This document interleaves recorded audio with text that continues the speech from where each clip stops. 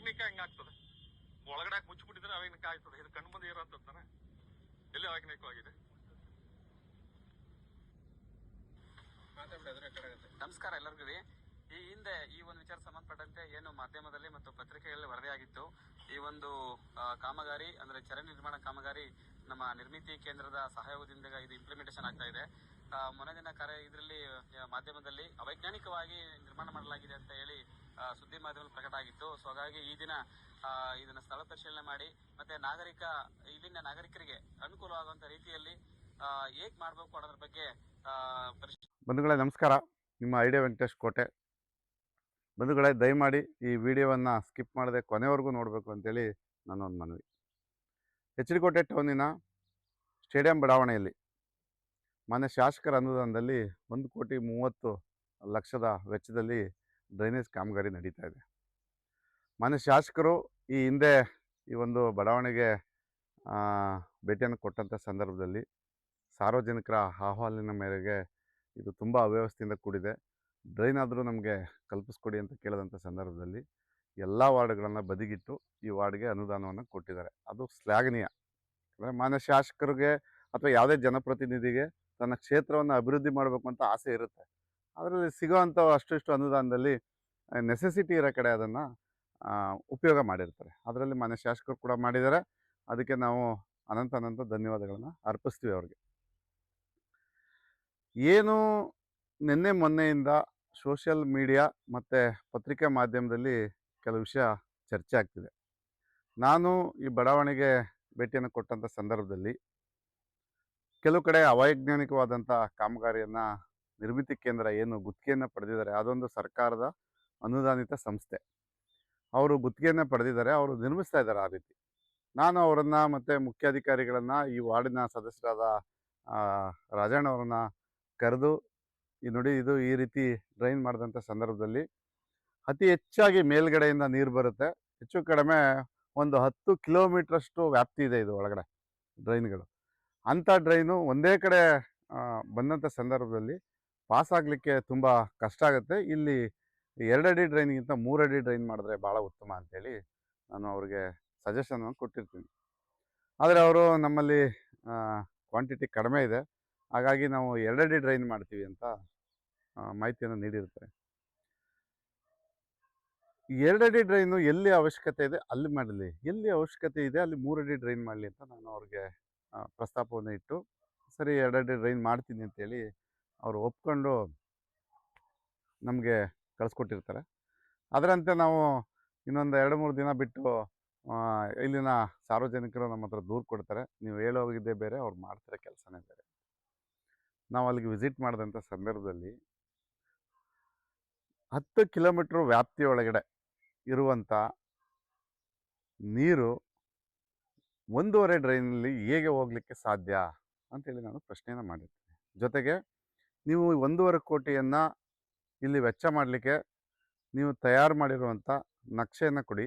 ಎಲ್ಲಿ 2 ಅಡಿ ಡ್ರೈನನ್ನು ನೀವು ಪ್ರಾವಿಷನ್ ಮಾಡ್ಕೊಂಡಿದ್ದೀರಿ, ಎಲ್ಲಿ 3 ಅಡಿ ಡ್ರೈನನ್ನು ಪ್ರಾವಿಷನ್ ಮಾಡ್ಕೊಂಡಿದ್ದೀರಿ, ಎಲ್ಲಿ 1.5 ಅಡಿ ಡ್ರೈನನ್ನು ಪ್ರಾವಿಷನ್ ಮಾಡ್ಕೊಂಡಿದ್ದೀರಿ, ನಮಗೆ ಮಾಹಿತಿ ಕೊಡಿ. ಅಂದರೆ ಇದುವರೆಗೂ ಕೂಡ ನಿರ್ಮಿತಿ ಕೇಂದ್ರದ ಇಂಜಿನಿಯರ್ಗಳಾಗಲಿ, ಮಾನ್ಯ ಮುಖ್ಯಾಧಿಕಾರಿಗಳಾಗಲಿ ಅಥವಾ ಮತ್ತಿತರ ಅಧಿಕಾರಿಗಳಾಗಲಿ ಅದ್ರ ಬಗ್ಗೆ ಮಾಹಿತಿನೇ ಕೊಟ್ಟಿಲ್ಲ. ಇವ್ರಿಗೆ ಇಷ್ಟ ಬಂದ ಕಡೆ ಇವರಿಗೆ ಯಾರು ಮನೆಯನ್ನು ಹಾಸ್ತಾರೆ ಅವ್ರ ಮನೆಗಳ ಕಡೆ ಮಾಡ್ಕೊಂಡು ಹೋದರೆ ಅದು ಅವೈಜ್ಞಾನಿಕ ಅಲ್ಲದೆ ವೈಜ್ಞಾನಿಕ ಎಲ್ಲಾಗುತ್ತೆ ನೋಡಿ. ಇಲ್ಲಿ ನಾನು ಹಿಂದೆ ಡ್ರೈನ್ ಮಾಡಿದ್ದಾರೆ. ನಾನು ಡ್ರೈನ್ ಕ್ವಾಲಿಟಿ ಬಗ್ಗೆ ಅಥವಾ ಕ್ವಾಂಟಿಟಿ ಬಗ್ಗೆ ನಾನು ಯಾವುದೇ ಚಕಾರವನ್ನು ಅಥವಾ ಪ್ರಶ್ನೆಯನ್ನು ಮಾಡ್ತಾಯಿಲ್ಲ. ನೀವು ಮಾಡ್ತಿರೋ ಉದ್ದೇಶ ಏನು? ಸುಲಲಿತವಾಗಿ ನೀರು ಹೊರಗಡೆ ಪಾಸ್ ಆಗಬೇಕು ಅಷ್ಟೆ. ಅದಕ್ಕೆ ಯಾವ ಮಟ್ಟದಲ್ಲಿ ನೀರು ಬರುತ್ತೆ ಆ ಮಟ್ಟದ ಡ್ರೈನ್ ಬೇಕು. ಅತಿ ಹೆಚ್ಚಿನ ಮಟ್ಟದ ನೀರು ಬಂದಂಥ ಸಂದರ್ಭದಲ್ಲಿ ನೀವು ಸಣ್ಣ ಡ್ರೈನನ್ನು ಮಾಡಿದ್ರೆ ಎಲ್ಲಿ ಹೋಗ್ಲಿಕ್ಕೆ ಸಾಧ್ಯ? ಮಾಡಿ ಏನು ಪ್ರಯೋಜನ ಅದು ಅಂತ ನನ್ನ ಒಂದು ಪ್ರಶ್ನೆ. ಅದನ್ನು ನಾನು ಸಾರ್ವಜನಿಕರಿಗೆ ತೋರಿಸ್ಕೊಡ್ತೀನಿ. ಇದು ವೈಜ್ಞಾನಿಕವ ಅವೈಜ್ಞಾನಿಕವ ತಾವೇ ನಿರ್ಧಾರ ಮಾಡಿ ಅಂತ ನಾನು ತಮ್ಮ ಇಚ್ಛೆಗೆ ನಾನು ಬಿಟ್ಬಿಡ್ತೀನಿ. ಇದನ್ನು ಶಾಸಕರು ಕೂಡ ಗಮನಿಸಿ ಬಂದು ನೋಡಿ ಪುನಃ ಇದನ್ನು ಬೇರೆ ಡ್ರೈನ್ ಮಾಡಲಿಕ್ಕೆ ಅವ್ರಿಗೆ ಮಾಹಿತಿ ಕೊಡಬೇಕು, ಅವ್ರಿಗೆ ತಾವು ನಿರ್ದೇಶನವನ್ನು ನೀಡಬೇಕು ಅಂತೇಳಿ ನಾನು ತಮ್ಮಲ್ಲೂ ಕೂಡ ಮನವಿಯನ್ನೇ ಮಾಡ್ಕೋತೀನಿ. ಬನ್ನಿ ಇವಾಗ ನಿಮಗೆ ಪೂರ್ಣ ಚಿತ್ರಣವನ್ನು ನಾನು ನಿಮಗೆ ತೋರಿಸ್ಲಿಕ್ಕೆ ಬಯಸ್ತೀನಿ. ಬಂಧುಗಳೇ ನೋಡಿ, ಇದು 3 ಅಡಿ ಡ್ರೈನನ್ನು ನಿರ್ಮಿಸಿದ್ದಾರೆ. ತುಂಬ ಅಚ್ಚುಕಟ್ಟಾದ ಕೆಲಸವನ್ನು ಮಾಡಿದ್ದಾರೆ. ಕೆಲಸದ ಬಗ್ಗೆ ನಾನು ಯಾವುದೇ ಕಾರಣಕ್ಕೂ ಕಳಪೆ ಕಾಮಗಾರಿ ಅಂತ ದೂಷಣೆ ಮಾಡ್ತಾ ಇಲ್ಲ. ಇಲ್ಲಿ ನೋಡಿ, ಇಲ್ಲೇನು ನೋಡ್ತಿದ್ದೀರಿ, ಇದು 1.5 ಅಡಿ ಡ್ರೈನ್. ನೋಡಿ, ಅಲ್ಲಿ ಒಂದು ಏನು ಆಟೋ ಕಾಣ್ತಿದೆ, ಆಟೋವರೆಗೆ ಇರುವಂಥ ಡ್ರೈನ್. ಈ ಥರದ ಡ್ರೈನು 1, 2, 3, 4, 5 ರಸ್ತೆ ಇದೆ. ಆ ರಸ್ತೆ ನೀರು ಈ ಡ್ರೈನಿಗೆ ಬಂದು, ಈ ಡ್ರೈನಿಂದ 3 ಅಡಿ ಡ್ರೈನ್ಗೆ ಹೋಗಲಿಕ್ಕೆ ಇದಿಷ್ಟೇ ಸ್ಟೇಡಿಯಂ ಬಡಾವಣೆಯಲ್ಲಿ 10 ಪೈಸದಷ್ಟು ಏರಿಯಾ ಇದು. ಈ ಏರಿಯಾ ನೀರು ಹೋಗಲಿಕ್ಕೆ 3 ಅಡಿ ಡ್ರೈನ್ ನಿರ್ಮಾಣ ಮಾಡಿದ್ದಾರೆ. ಆಯಿತಾ, ಬನ್ನಿ ಹಾಗೆ ಹೋಗೋಣ. ನೋಡಿ, ಅದರ ಅವಶ್ಯಕತೆ ಇಲ್ಲದೇ, ಆ 3 ಅಡಿ ಡ್ರೈನ್ ಅವಶ್ಯಕತೆ ಇಲ್ಲದೇ ಇದನ್ನೇ ವಾಟ ಮೇಲೆ ಮಾಡಿಕೊಂಡು ಆ ಕಡೆ ಒಂದು ದೊಡ್ಡ ಡ್ರೈನ್ ಹೋಗಿದೆ, ಆ ಡ್ರೈನಿಗೆ ಕನೆಕ್ಟಿವಿಟಿ ಕೊಟ್ಟು ಇದೇ 3 ಅಡಿ ಡ್ರೈನನ್ನು ಕೆಳಗಡೆ ಏನು ಸ್ಟೇಡಿಯಂ ಬಡಾವಣೆದ ₹1 ಭಾಗ ಏನಿದೆ, ₹1 ಭಾಗದಲ್ಲಿ ಇದು 10 ಪೈಸೆ ಭಾಗ ಅಷ್ಟೇ. ಇನ್ನು 95 ಪೈಸೆಯ ಭಾಗ ಬರುತ್ತಲ್ಲ ನೀರು, ಆ ನೀರು ಹೋಗಲಿಕ್ಕೆ 3 ಅಡಿ ಡ್ರೈನನ್ನು ಕಾಮಗಾರಿ ಕೈಗೊಳ್ಬೋದಿತ್ತು. ನೋಡಿ, ಈ ಹಿಂದೆ ಒಂದು ಡ್ರೈನ್ ಮಾಡಿದ್ರು, ಇಂಥ ದೊಡ್ಡ ರಸ್ತೆಗೆ ಮೇಲಿಂದ ಏನು ಸ್ಟೇಡಿಯಂ 1.5 ಅಡಿ ಡ್ರೈನ್ ನಿರ್ಮಾಣ ಮಾಡೋದು. ಅವಾಗಲೂ ಹೇಳೋದು 2 ಅಡಿ ಡ್ರೈನ್ ಮಾಡಿ, ಈ ನೀರೆಲ್ಲ ಹೀಗೆ ಬಿಟ್ಟಂಥ ಸಂದರ್ಭದಲ್ಲಿ ದೊಡ್ಡ ರಸ್ತೆ, ಈ ಥರ ರಸ್ತೆಗಳು 6-7 ಇದೆ. ಇದು ದೊಡ್ಡ ಒಂದು ಏರಿಯಾ. ಆ ಏರಿಯಾ ನೀರೆಲ್ಲ ಬಂದಂಥ ಸಂದರ್ಭದಲ್ಲಿ ನೋಡಿ, ಇದು ತುಂಬ ಇಳಿಜಾರಿದೆ, ಮೇಲ್ಗಡೆಯಿಂದ ನೀರು ಬರುತ್ತೆ ತುಂಬ. ಏನು ಟ್ಯಾಂಕ್ ಇದೆ ನಮ್ಮ ಸ್ಟೇಡಿಯಂ ಬಡಾವಣೆಯಲ್ಲಿ, ಅಲ್ಲಿಂದ ಮಳೆ ನೀರು ಬಂದಂಥ ಸಂದರ್ಭದಲ್ಲಿ ಆ ನೀರು ಪೂರ ನೋಡಿ, ಇದೆಲ್ಲ ನೀರು ಹೋಗಿ ಕೊರಕಲಾಗಿರೋಂಥ ಸ್ಥಳ ಇದು. ಡ್ರೈನಲ್ಲಿ ಹೋಗ್ತಾ ಇಲ್ಲ ನೀರು. ನೋಡಿ, ನಿಮ್ಗೆ ಕಾಣ್ತಿದೆ ನೀರು ಎಲ್ಲಿ ಹೋಗ್ತಿದೆ, ಡ್ರೈನಲ್ಲಿ ಹೋಗ್ತಿದ್ಯಾ ಅಥವಾ ರಸ್ತೆಯಲ್ಲಿ ಹೋಗ್ತಿದ್ಯಾ ಅನ್ನೋದು ತಮಗೆ ಗೊತ್ತಾಗುತ್ತೆ. ಆಯಿತಾ, ನೋಡಿ, ಆ ಡ್ರೈನ್ ನಿರ್ಮಾಣ ಮಾಡಿ ಡಕ್ ಮಾಡಿದರೆ ಗಾಡಿ ಹತ್ಸಿ ಹೋಗೋಕ್ಕೆ ಸರ್ಕಸ್ ಮಾಡಬೇಕು. ಆ ರೀತಿ ಅವೈಜ್ಞಾನಿಕವಾದಂಥ ಕಾಮಗಾರಿಗಳನ್ನು ಕೈಗೊಳ್ತಿದ್ದಾರೆ. ಎಚ್ಚೆತ್ಕೊಂಡು ಸರಿಯಾದ ರೀತಿ ಕಾಮಗಾರಿಗಳನ್ನು ಕೈಗೊಳ್ಳಿ ಅಂತೇಳಿ ನಾನು ಹೇಳಿದ್ದೀನಿ ಹೊರತು ಇದು ಕಳಪೆ ಕಾಮಗಾರಿ ಅಂತ ಎಲ್ಲೂ ಹೇಳಿಲ್ಲ. ನೋಡಿ, ಇಲ್ಲೊಂದು ಡ್ರೈನ್ ಮಾಡಿದ್ದಾರೆ, ಈ ಡ್ರೈನ್ಗೂ ಆ ಡ್ರೈನ್ಗೂ ಟ್ಯಾಲಿನೇ ಇಲ್ಲ. ರಸ್ತೆ ಮಾಡಿದಂಥ ಸಂದರ್ಭದಲ್ಲಿ ಹಿಂಗೆ ಬರುತ್ತೆ ಇಳಿಜಾರಾಗಿ. ಯಾವತ್ತು ಡ್ರೈನ್ ಟು ಡ್ರೈನ್ ಒಂದು ಲೆವೆಲ್ ಆಗಿರಬೇಕು, ರಸ್ತೆ ನಿರ್ಮಾಣ ಆಗಬೇಕು. ಆಯಿತಾ, ನೋಡಿ, ಇದ್ರ ಜೊತೆಗೆ ಮೇಲಿಂದ 4 ಏರಿಯಾ ಮಾಡ್ಕೊಂಬಂದಿದ್ದಾರೆ. ನೋಡಿ, ಕೊಳಚೆ ಪ್ರದೇಶ, ಮನೆ ನೀರು ತೊಳೆದಂಥದ್ದು ಒಂದು ದೊಡ್ಡ ಕೊಳಚೆ ಪ್ರದೇಶನೇ ಅಂತ ಹೇಳ್ಬೋದು. ಈ ರೀತಿ ನಿಂತಿದೆ. ಇಲ್ಲಿ ಡ್ರೈನ್ ಮಾಡಿಕೊಡಿ ಅಂತ ಎಷ್ಟು ಬೇಡಿಕೆ ಇಡ್ತಿದ್ದಾರೆ ಇಲ್ಲಿನ ಸಾರ್ವಜನಿಕ ಬಂಧುಗಳಂದರೆ ನೋಡಿ, ಈ ರೀತಿ ಇದೆ.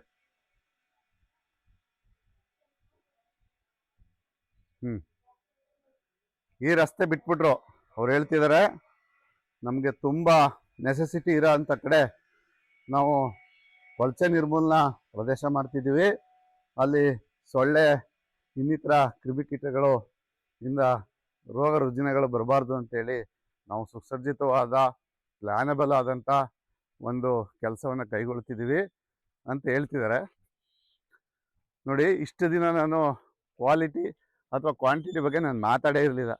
ನಿಮಗೆ ಇಲ್ಲೊಂದು ಡ್ರೈನೇಜ್ದು ಕಂಬಿ ಕಟ್ಟಿದ್ದಾರೆ, ಬನ್ನಿ. ಒಂದು ಡ್ರೈನ್ಗೆ ಎಷ್ಟಡಿ ಗ್ಯಾಪ್ ಕೊಟ್ಟು ಡ್ರೈನ್ನ ನಿರ್ಮಾಣ ಮಾಡಿದ್ದಾರೆ ಅನ್ನೋದು ಇಲ್ಲೇ ನಿಮ್ಗೆ ಗೊತ್ತಾಗುತ್ತೆ, ನೋಡ್ಕೊಳ್ಳಿ. ಇಷ್ಟು ದಿನ ನಾನು ಯಾವುದೇ ರೀತಿ ಮಾತಾಡಿರಲಿಲ್ಲ, ಈಗ ಮಾತಾಡೋಂಥ ಸಂದರ್ಭ ಬಂದಿದೆ, ಮಾತಾಡ್ತಾ ಇದ್ದೀನಿ. ನೋಡಿ, 1.25 ಅಡಿ ಡಿಸ್ಟೆನ್ಸ್ ಇದೆ, ಒಂದು ರಾಡ್ಗೂ ಇನ್ನೊಂದು ರಾಡ್ಗೂ 1.5 ಅಡಿ 1.25 ಅಡಿ. ಈ ರೀತಿ ಕಾಮಗಾರಿ ಕೈಗೊಳ್ಳೋದಲ್ಲದೆ ಅವೈಜ್ಞಾನಿಕವಾದಂಥ ಕಾಮಗಾರಿಯನ್ನು ಮಾಡ್ತಾ ನಾವೇ ಸರಿ ಇದ್ದೀವಿ ಅಂತೇಳಿ ಸಮಜಾಯಿಷಿಯನ್ನು ಕೊಡಲಿಕ್ಕೆ ಬರ್ತಾರಲ್ಲ ಮುಖ್ಯಾಧಿಕಾರಿಗಳು, ಏನು ಮಾಡ್ತಿದ್ದಾರೆ? ಪಾರದರ್ಶಕವಾಗಿ ಕೆಲಸವನ್ನು ಮಾಡಬೇಕು ಅಷ್ಟೇ ನಾವು ಕೇಳ್ತಿರೋದು. ನಾವೇನು ಮಾಡಬೇಡಿ ಅಂತೆಲ್ಲೂ ಅಡೆತಡೆ ಮಾಡಿಲ್ವಲ್ಲ. ನೋಡಿ, ಈ ಭಾಗ ಬಿಟ್ಟರು, ಮಳೆ ನೀರು ಬರುತ್ತೆ, ಇಲ್ಲಿಂದ ಬಂದು ಇಲ್ಲೆಲ್ಲ ತುಂಬ್ಕೋತದೆ. ಎಲ್ಲಿ ಹೋಗುತ್ತೆ? ಡ್ರೈನ್ ಮಾಡಿದಂಥ ಸಂದರ್ಭದಲ್ಲಿ ತಾನೇ ಹೋಗೋದು. ಡ್ರೈನ್ ಮಾಡಿ ಅಂತಲೇ ಹೇಳ್ತಾ ಇರೋದು. ನೋಡಿ,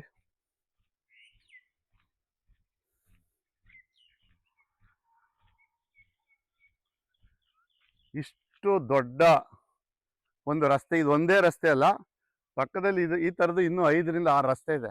ಆ ರಸ್ತೆ ನೀರೆಲ್ಲ ಬಂದಂಥ ಸಂದರ್ಭದಲ್ಲಿ ಇದು ನೋಡಿ 2 ಅಡಿ ಡ್ರೈನ್ ಮಾಡಿದ್ದಾರೆ ಇಲ್ಲಿ ಸ್ವಲ್ಪ ದೂರ. 2 ಅಡಿ ಡ್ರೈನ್ ಮಾಡಿ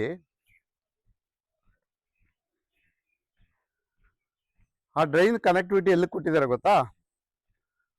1.5 ಅಡಿ ಡ್ರೈನಿಗೆ ಕೊಟ್ಟಿದ್ದಾರೆ. ಇಲ್ಲಿ 3 ಅಡಿ ಡ್ರೈನ್ ಅಷ್ಟು ನೀರು ಬಂದು 1.5 ಅಡಿ ಡ್ರೈನಲ್ಲಿ ಪಾಸ್ ಆಗೋಂಥ ಸಂದರ್ಭ ಎಲ್ಲಾದರೂ ಇದೆಯಾ? ಇದು ವೈಜ್ಞಾನಿಕ ಅಂತೀರಾ ಅವೈಜ್ಞಾನಿಕ ಅಂತೀರಾ? ನೋಡಿ, ಇದು ಒಂದು ರಸ್ತೆಯಿಂದ ಬರುತ್ತೆ ಮೇಲಿನ ನೀರು. ಇವ್ರು ಏನು ಹೇಳ್ತಾರೆ ಅಂದರೆ, ನಾವು ಡ್ರೈನ್ ಮಾಡ್ತಿರೋದು ಕೊಳಚೆ ನೀರು ಬರುತ್ತಲ್ಲ ಅದಕ್ಕೆ ಮಾತ್ರ ನಿರ್ಮಾಣ. ಅದಕ್ಕೆ ಯಾಕ್ರಪ್ಪ 2 ಅಡಿ ಡ್ರೈನು? ನೋಡಿ, ಇಲ್ಲಿ ಏನು ನೀವು ನೋಡ್ತಾ ಇದ್ದೀರಿ, ಇದು ತುಂಬ ಇಳಿಜಾರು ಪ್ರದೇಶ. ಈ ಥರದ ರಸ್ತೆ ಒಂದು 8-9 ರಸ್ತೆ ಮೇನ್ ರಸ್ತೆಗಳಿದೆ ಸ್ಟೇಡಿಯಂ ಬಡಾವಣೆಯಲ್ಲಿ. ನೋಡಿ, ಅಲ್ಲಿಂದ ಹರಿದು ಬಂದಂಥ ನೀರು ನೋಡಿ ಇದೇ ಡ್ರೈನಿಗೆ ಬರಬೇಕು, ಆಯಿತಾ? ಈ ಡ್ರೈನು 2 ಅಡಿ ಡ್ರೈನ್ ಮಾಡಿದ್ದಾರೆ. ಎಲ್ಲಿವರೆಗೆ? ಮತ್ತೊಂದು ಡಕ್ ಇದೆ, ಅಲ್ಲಿ ತೋರಿಸ್ತೀನಿ, ಕನೆಕ್ಟಿವಿಟಿ ಡಕ್ಕು. ಮೇಲಿಂದ ಬಂದಂಥ ನೀರೆಲ್ಲ ಇಲ್ಲಿಗೆ ಬರುತ್ತೆ. ಈ ನೀರು ನೋಡಿ ಪಾಸಾಗಿ 2 ಅಡಿಲಿರೋಂಥ ನೀರು 1 ಅಡಿ ಡ್ರೈನಲ್ಲಿ ಪಾಸ್ ಆಗಲಿಕ್ಕೆ ಕನೆಕ್ಟಿವಿಟಿ ಕೊಟ್ಟಿದ್ದಾರೆ. ಏನಾಗುತ್ತೆ ಆ ನೀರು ಬಂದಂಥ ಸಂದರ್ಭದಲ್ಲಿ? ಈ ಮೇಲೆ ಬಂದು ನೋಡಿ, ಈಗ ಆಲ್ರೆಡಿ ಈ ಕೊರಕಲು ಪ್ರದೇಶ ಏನಿದೆ ಇದೆಲ್ಲ ನೀರು ಹರಿದು ಆಗ್ತಿರೋಂಥ ಪ್ರದೇಶ. ಇಲ್ಲಿರೋ ಮನೆಗಳಿಗೆಲ್ಲ ನೀರು ತುಂಬುತ್ತೆ. ನೀರು ತುಂಬಿ ಇದೆಲ್ಲನೂ ಕೂಡ ಜಲಾವೃತ ಆಗುತ್ತೆ. ಇದನ್ನ ಪ್ರಶ್ನೆ ಮಾಡ್ತಿದ್ದೀನಿ ಹೊರತು ಮತ್ತೊಂದು ಪ್ರಶ್ನೆ ಮಾಡ್ತಿಲ್ಲ. ಬನ್ನಿ, ಇನ್ನೂ ಕೆಲವು ಮಾಹಿತಿ ಇದೆ, ಕೊಡ್ತೀನಿ. ನೋಡಿ, ಮೇಲೆಯಿಂದ 4 ರಸ್ತೆ ಮಾಡಿದ್ರು. ಈ ರಸ್ತೆಗೆ ಬಂದರು. ಈ ರಸ್ತೆಯಲ್ಲಿ ಒಂದು ಕಡೆ ಡ್ರೈನ್ ಮಾಡಿದ್ದಾರೆ, ಒಂದು ಕಡೆ ಡ್ರೈನ್ನ ಬಿಟ್ಟಿದ್ದಾರೆ. ನೋಡಿ, ಈ ರಸ್ತೆಗೆ ಬಂದು ಈಗ ನೋಡಿ ಅಲ್ಲಿ ಡ್ರೈನ್ ಮಾಡಿದ್ದಾರೆ, ಈ ಕಡೆ ಡ್ರೈನ್ ಇಲ್ಲ. ಒಂದು ರಸ್ತೆ ಬಿಟ್ಟಿದ್ದಾರೆ, ಒಂದು ರಸ್ತೆಯಲ್ಲಿ ಡ್ರೈನ್ ಉಂಟು, ಒಂದು ಸೈಡ್ ಡ್ರೈನ್ ಇಲ್ಲ. ಬನ್ನಿ ಹಾಗೆ ಮುಂದೆ ಹೋಗೋಣ. ನೋಡಿ, ವೈಜ್ಞಾನಿಕವಾದ ಕೆಲಸ ನಿಮ್ಗೆ ಯಾವ ಮಟ್ಟ ಕಾಣ್ತಿದೆ ಅಂತಂದರೆ, ನೋಡಿ ಇದೊಂದು ರಸ್ತೆ, ಈ ರಸ್ತೆ ಕನೆಕ್ಟಿವಿಟಿ ಆಗೋಂಥದ್ದು. ನೋಡಿ, ಇದಕ್ಕೂ ರಸ್ತೆಗೂ ಡಕ್ ಹೈಟ್ಗೂ 1 ಅಡಿ 1.5 ಅಡಿ ಇದೆ, ಆಯಿತಾ? ಇಲ್ಲಿ ಮಣ್ಣು ಹಾಕಿದ್ದಾರೆ. ಈಗ ಮಳೆ ಬಂದರೆ ಈ ಮಣ್ಣು ಕೊಚ್ಕೊಂಡು ಹೋಗುತ್ತೆ. ನೋಡಿ ಇಲ್ಲಿ ಈಗ ಆಲ್ರೆಡಿ ಯಾವ ರೀತಿ ಇದೆ, ಮಣ್ಣು ಹಾಕಿದ್ದಾರೆ ಇಷ್ಟು ಹೈಟು. ನೋಡಿ, ಇಲ್ಲಿಂದ ಬರಬೇಕು. ಈಗ ನೋಡಿ ಹೊಸ ಡಕ್ ನಿರ್ಮಾಣ ಮಾಡಿದ್ದಾರೆ. ಗಾಡಿಗಳು ಹತ್ತಿ ಆಗಲೇ ಯಾವ ಮಟ್ಟದಲ್ಲಿ ಆಗಿದೆ ನೋಡಿ. ಇದು ವೈಜ್ಞಾನಿಕ ಮತ್ತು ಕ್ವಾಲಿಟಿ ಕೆಲಸ. ನೋಡಿ, ಇಷ್ಟು ಎತ್ತರ ಇದೆ, ಪುನಃ ಹತ್ತಿ ಇಳಿಬೇಕು. ನೋಡಿ, ಈ ಥರ ಇದೆ, ಆಯಿತಾ? ನಾನು ನಿನ್ನೆ ಈ ಜಾಗ ತೋರಿಸಿ ಭಾಳ ವೈಜ್ಞಾನಿಕವಾಗಿದೆ ಕಾಮಗಾರಿ ಇದೆ ಅಂತ ಹೇಳಿದ್ದಾರೆ.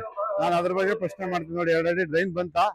ಈ ಡ್ರೈನನ್ನು ನೋಡಿ ಇಲ್ಲಿ ತೊಗೊಂಬಂದು 1.5 ಅಡಿ ಡ್ರೈನ್ಗೆ ಕನೆಕ್ಟಿವಿಟಿ ಮಾಡಿದೆ. ಈ ನೀರು ಮೇಲಿಂದ ಬರೋಂಥ ಬಡಾವಣೆ ನೀರೆಲ್ಲ ಇಲ್ಲಿ ಪಾಸ್ ಆಗಿ 1.5 ಅಡಿ ಡ್ರೈನಲ್ಲಿ ಹೋಗ್ಬೇಕು. ನೋಡಿ, ಈ ಕಡೆ ರಸ್ತೆಯಲ್ಲಿ ಬಿದ್ದಂಥ ನೀರೆಲ್ಲ ಈ ಸೈಟ್ಗೆ ಹೋಗ್ಬೇಕು. ಇದು ವೈಜ್ಞಾನಿಕವಾದಂಥ ಕಾಮಗಾರಿ, ಆಯಿತಾ? ಜೊತೆಗೆ ಬನ್ನಿ ಮುಂದೆ. ಇಲ್ಲಿ ನೋಡಿ, ಇಷ್ಟು ಗ್ಯಾಪ್ ಕೊಟ್ರ, ಇಲ್ಲೊಂದು 1.5 ಅಡಿ ಡ್ರೈನ್ ಮಾಡಿದ್ದಾರೆ. ಜೊತೆಗೆ ನೋಡಿ, ಆ ಜಾಗದ ಮಾಲೀಕರೇ ನಮ್ಮ ಜಾಗ ಅಲ್ಲಿಗೆ ಬರುತ್ತೆ ಅಂತ ಬೇಲಿ ಹಾಕೊಂಡಿದ್ದಾರೆ. ಅಲ್ಲಿ ಕಾಂಪೌಂಡ್ ನಿರ್ಮಾಣ ಮಾಡಿದ್ದಾರೆ. ಇವ್ರು ಮಾಡಿರೋದಿಲ್ಲ ನೋಡಿ, ಅವ್ರಿಗೆ ಇನ್ನೂ 5 ಅಡಿ ಜಾಗ ಬಿಟ್ಟಿದ್ದಾರೆ. ಇದು ದೊಡ್ಡ ರಸ್ತೆ. ಆ್ಯಕ್ಚುಲಿ ಸ್ಟೇಡಿಯಂ ಬಡಾವಣೆ ಪೂರ ನೀರು ಈ ಹಳ್ಳದಲ್ಲೇ ಬರಬೇಕು, ಇಲ್ಲಿಂದ ಪಾಸ್ ಆಗಬೇಕು. ಅಲ್ಲಿ ನಾನೇನು ಮುಂದೆ 3 ಅಡಿ ಡ್ರೈನ್ ತೋರಿಸ್ತೀನಿ, ಅದಕ್ಕೆ ಕನೆಕ್ಟಿವಿಟಿ ಆಗಬೇಕು. ಈ ಥರ ಮಾಡಿ ಈ ನೀರೆಲ್ಲ ಬಂದು ಇಲ್ಲಿ ನಿಂತ್ಕೊಂಡಂಥ ಪರಿಸ್ಥಿತಿಲಿ ಈ ಸೈಟ್ ಮಾಲೀಕರ ಕತೆ ಏನಾಗಬೇಕು, ಮತ್ತು ಇಲ್ಲಿರೋ ನೋಡಿ ಇಳಿಜಾರು ಪ್ರದೇಶದಲ್ಲಿ ಏನಾಗಬೇಕು, ಇದು ಭಾಳ ವೈಜ್ಞಾನಿಕವಾಗಿ ಮಾಡಿರುವಂಥ ಕಾಮಗಾರಿ. ಇದನ್ನು ತಾವೇ ನಿರ್ಧಾರ ಮಾಡಬೇಕು. ಇದು ನೋಡಿ, ಇವಾಗ 3 ಅಡಿ ಡ್ರೈನಲ್ಲಿ ಏನು ನಿಮಗೆ ತೋರಿಸ್ದೆ, ಆ ನೀರು ಬಂದು ಇಲ್ಲಿಂದ ಹೋಗ್ತಾ ಇರೋಂಥ ಸ್ಥಳ ಇದು. ಅನಾವಶ್ಯಕವಾಗಿ 3 ಅಡಿ ಡ್ರೈನ್ ಮಾಡಿದಾರಲ್ಲ, ಅದರ ನೀರು ಅದನ್ನ ಇವಾಗ ಅಲ್ಲಿ ಜಿಗ್ಜಾಕ್ ಮಾಡಿ, ಪುನಃ ಒಂದು ಜಿಗ್ಜಾಕ್ ಮಾಡಿ, ಒಂದು ಜಿಗ್ಜಾಕ್ ಮಾಡಿ, ಪುನಃ ಈ ಮಾರ್ಗ ಮಾಡಿ ಇಲ್ಲಿ ಕನೆಕ್ಟಿವಿಟಿ ಮಾಡ್ತಾರಂತೆ. ಒಂದು ದ್ವೀಪ ನಿರ್ಮಾಣ ಮಾಡ್ತಾರಂತೆ ಮನೆ ಸುತ್ತ. ಅದು ಸ್ಟ್ರೈಟ್ ಕನೆಕ್ಟಿವಿಟಿ ಕೊಡಲ್ವಂತೆ, ಮನೆ ಸುತ್ತ ಸುತ್ತಿ ಆ ಮನೆನ ಒಂದು ದ್ವೀಪವಾಗಿ ಕನ್ವರ್ಟ್ ಮಾಡ್ತಾರಂತೆ. ಇಷ್ಟು ನೀರು ಕೂಡ ನೋಡಿ ಈ ಸ್ಥಳಕ್ಕೆ ಬರಬೇಕು. ಈ ಸ್ಥಳಕ್ಕೆ ಬಂದು ಈ ಸ್ಥಳದಿಂದ ಇಲ್ಲಿ ಪಾಸ್ ಆದರೆ ಇದು 3 ಡ್ರೈನ್ ಈಗಾಗಲೇ 10-15 ವರ್ಷದ ಹಿಂದೆ ನಿರ್ಮಾಣವಾಗಿರುವಂಥ ಡ್ರೈನ್ ಇದು. ಇಲ್ಲಿಂದ ಇದು ಕೆಂಕೆರೆ ಕೋಡಿ ಬಿದ್ದಂತ ಬರುವಂಥ ನೀರಿನ ಜೊತೆ ಸೇರಿ ಇದು ತಾರಕ ಒಳಗೆ ಹೋಗುವಂಥ ಇದು. ಈ ಡ್ರೈನ್ ಎಲ್ಲ ಈ ಥರ ಮಾಡಿದಂಥ ಸಂದರ್ಭದಲ್ಲಿ ಇದು ಸುಲಲಿತವಾಗಿ ಹೋಗುತ್ತೆ. ಇಲ್ಲ ಅಂತಂದರೆ ಈ ರಸ್ತೆ ಏನು ಕಾಣ್ತಿದೆ, ಈ ರಸ್ತೆ ಪೂರ ಮುಳುಗಡೆ ಆಗಿ ಮನೆಗಳಿಗೆ ನೀರು ನುಗ್ಗುತ್ತೆ. ಇಷ್ಟು ಮಾಹಿತಿ ಇದೆ. ಇದು ನಾನು ವೈಜ್ಞಾನಿಕವ ಅವೈಜ್ಞಾನಿಕವ ಅಂತ ತಮ್ಮ ನಿರ್ಧಾರಕ್ಕೆ ನಾನು ಬಿಟ್ಬಿಡ್ತೀನಿ. ನೋಡಿ, ಇವಾಗ ವಿಶ್ವನಾಥ್ ಕಾಲೋನಿಯ 11 ಮತ್ತು 12ನೇ ವಾರ್ಡ್ಗೆ ಸಂಬಂಧಪಟ್ಟಂಥ ಬಾರ್ಡ್ರಲ್ಲಿ ಇದ್ದೀವಿ. ಇದು ವಿಶ್ವನಾಥ್ ಕಾಲೋನಿಗೆ ಹೋಗಿ ಇಲ್ಲಿಂದ ಸ್ಟೇಡಿಯಂ ಬಡಾವಣೆಗೆ ನಾವು ಏನು ಡಕ್ ತೋರಿಸ್ತು ಆ ಡಕ್ಕಿಗೆ ಹೋಗಿ ಕನೆಕ್ಟಿವಿಟಿ ಆಗುತ್ತೆ.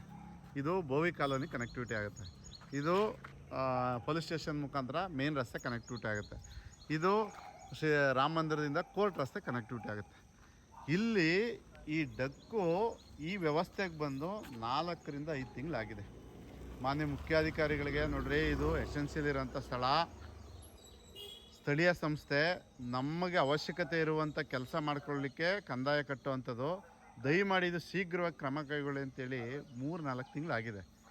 ಸೋಷಿಯಲ್ ಮೀಡಿಯಾದಲ್ಲಿ ಬಂದಿದೆ, ಮಾಧ್ಯಮದಲ್ಲಿ ಬಂದಿದೆ. ಯಾವುದಕ್ಕೂ ತಲೆ ಕೆಡಿಸ್ಕೊಳ್ಳದೆ ಮುಖ್ಯಾಧಿಕಾರಿಗಳು ಅಲ್ಲಿ ಹೋಗಿ ನಿರ್ಮಿತಿ ಕೇಂದ್ರದ ಕೆಲಸದವ್ರಿಗೆ ಸರ್ಟಿಫೈಡ್ ಕೊಡ್ತಾರೆ ಕ್ವಾಲಿಟಿ ಕೆಲಸ ಇದೆ ಅಂತ. ಇದು ಯಾರು ಮಾಡ್ತಾರೆ ಸ್ವಾಮಿ? ಹಾಂ, ಇದನ್ನೆಲ್ಲ ಬಿಟ್ಟು ನೀವು ಫಸ್ಟು ಟೌನ್ನ ಅಭಿವೃದ್ಧಿ ಕಡೆ ಗಮನ ಕೊಡಿ. ಅದ್ರ ಜೊತೆಗೆ ತಪ್ಪು ಸರಿ ಏನಿದೆ ಅದನ್ನು ಮಾನದಂಡ ಮಾಡ್ಕೊಳ್ಳಿ. ಅದನ್ನು ಬಿಟ್ಬಿಟ್ಟು ನೀವು ತಪ್ಪನ್ನ ಸರಿ ಅಂತ ನಿರೂಪಣೆ ಮಾಡೋಕ್ಕೆ ಹೋದರೆ ಜನಗಳೇನು ಕಿವಿಲಿ ಹೂ ಮುಡ್ಕೊಂಡಿಲ್ಲ. ಎಲ್ಲನೂ ಕೂಡ ಪ್ರಶ್ನೆ ಮಾಡೋವಂಥ ಶಕ್ತಿ ಜನಕ್ಕಿದೆ. ಅದು ಒಂದಲ್ಲ ಒಂದು ದಿನ ಆಗುತ್ತೆ. ಅದಾಗೋವರೆಗೆ ನಿಮಗೆ ತಾಳ್ಮೆಯಿಂದ ದಯಮಾಡಿ ಈ ಕೆಲಸಗಳನ್ನು ಕಂಪ್ಲೀಟ್ ಮಾಡುವಂಥ ಒಂದು ಮನಸ್ಥಿತಿಯನ್ನು ಬೆಳೆಸ್ಕೊಳ್ಳಿ.